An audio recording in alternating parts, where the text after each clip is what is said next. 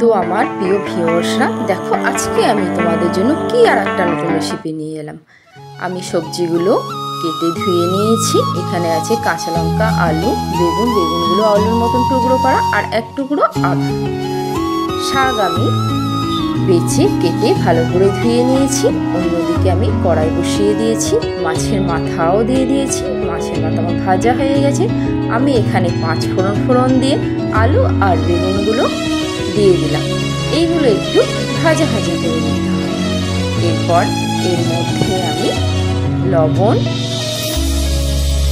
হলুদ গুঁড়ো দিয়ে আবারও একটু ভাজা ভাজা করে নেব।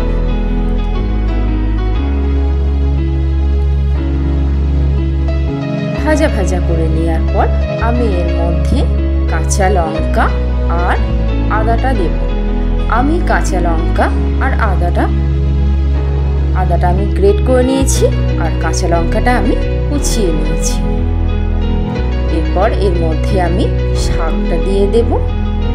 শাকটা আবার একটু ভালো করে নাড়াচাড়া করে নেব।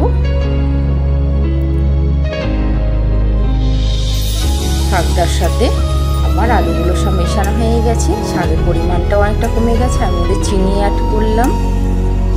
করে নেওয়ার পর আবারও একটু ভালো করে নাড়াচাড়া করে নিতে হবে। এরপর আমি ভেজে রাখা মাছের মাথাগুলো অ্যাড করলাম। করে আবারও ভালো করে নাড়াচাড়া করে নিতে হবে। এর মধ্যে আমি অল্প পরিমাণ জল অ্যাড করলাম, যাতে সমস্ত কিছু ভালোভাবে সিদ্ধ হয়ে যায়।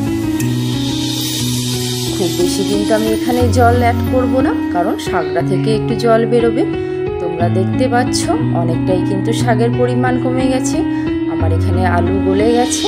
আমি আলু কিছুক্ষণ একটু রেখে দেব। রেখে দেওয়ার পর বুঝতেই পারছো এটা কিন্তু আমার পুরোটাই রেডি হয়ে গেছে। জলও কমে গেছে। রেডি হয়ে গেছে আমার মাছের মাথা দিয়ে নোটের শাক। তো এইটা খেতে দারুণ হয়। তোমরা আমার প্রিয় ভিউয়ার্সরা অবশ্যই ট্রাই করো। রাধে রাধে।